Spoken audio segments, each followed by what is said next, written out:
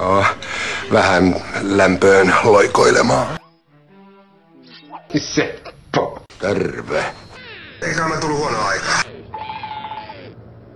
Ei. Pelimiehiä vai? Sopii yrittää. Paraskin puhumaan. Ole hyvä ja poistu. No en. Tuleeko sulle jotain muuta? No, eihän tosta kapineesta mitään haittaa mun huoneessa.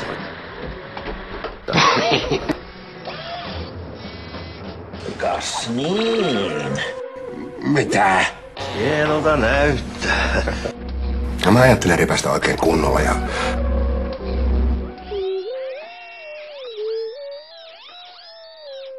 Ja hyvää tulloa. No, se oli vasta alkulämmittelyä. Et voi olla tosissas.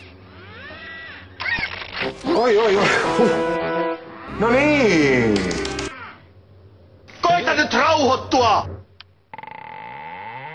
Ismo, lopeta! Asiahan on sitten sille selvä.